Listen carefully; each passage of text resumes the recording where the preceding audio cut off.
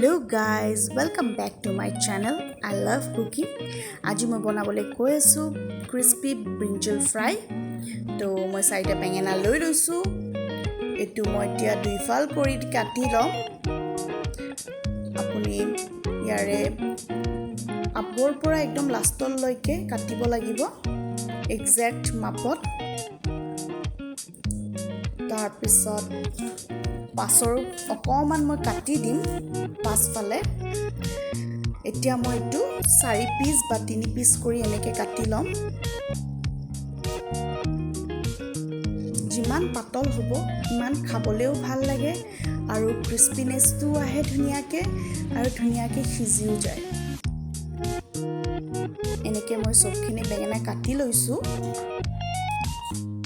এতিয়া মই নিমখ দি দিম ইয়াত। নিমখৰ পৰিমাণটো অকমান বেছিকে দিব। নিমখেৰে যেহেতু আমি পানীখিনি উলাই ল'ব লাগিব, বেঙেনাৰ পানীখিনি যিমানখিনি পানী থাকিব ভিতৰত। তো এনেকে মই খানি লৈছো ভালকে। পুৰা মিক্স কৰি দিব।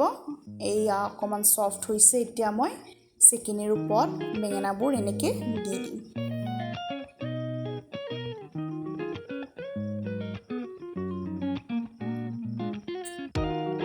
এয়া তলত পানীবোৰ পৰি আছে। 15 মিনিটলৈকে মই এনেকে দি দিম বেঙেনাবোৰ পানীবোৰ পৰিবলে।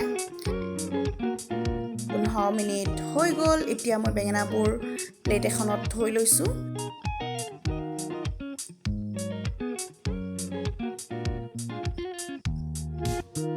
এতিয়া বলক বেটাৰখিনি ৰেডি কৰো। 1 কাপ ময়দা লৈছো, অকমান বেকিং পাউডাৰ লৈছো, অকমান নিমখ লৈছো যেহেতু নিমখ বেঙেনাত অলৰেডি আছে, আৰু 3 চামুচ মই সুজি লৈ লৈছো। ইয়াতে মই বেসন ইউজ নকৰো। এই সুজিৰে ক্ৰিস্পিনেছটো আহিব। আৰু অকমান মই কৰ্নফ্লোৰ লৈ লৈছো। এটো অপচনেল হয়, দিলেও দিব পাৰে, নিদিলেও একো প্ৰবলেম নহয় টেষ্টত। কৰ্নফ্লোৰ মই আপোনাৰ সৰু চামুচ 1 চামুচ লম। আৰু অকমান হালধি দি দিম।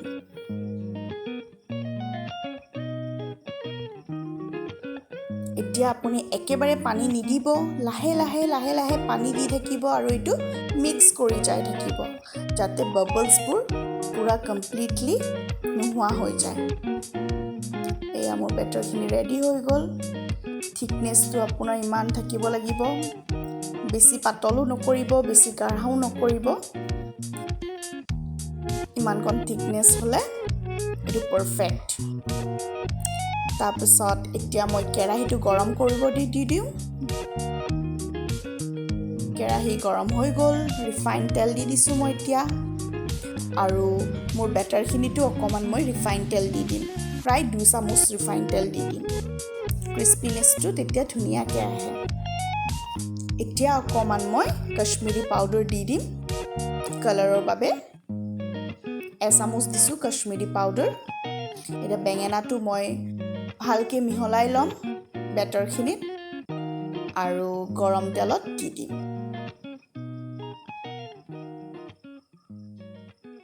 প্ৰায় 2 মিনিট পিছত বা 3 মিনিট পিছত হৈ যাব এটো। এয়া মোৰ বেঙেনা ধুনিয়াকে ফ্ৰাই হৈ গৈছে। ইয়াৰ ওপৰত মই চাট মছলা দি দিছো। এনেকে আপুনি আলহী আহিলেও ভাতৰ লগত সাৰ্ভ কৰিব পাৰে। খাই বহুত টেষ্টি। তো যদি ভিডিঅ'টো ভাল লাগিছে তেতিয়াহ'লে লাইক কৰিব, শ্বেয়াৰ কৰিব আৰু সাবস্ক্ৰাইব কৰি দিব। আৰু আজিলে মই ইমানতে এটো ভিডিঅ' শেষ কৰিলো। তেতিয়ালৈকে বাই বাই।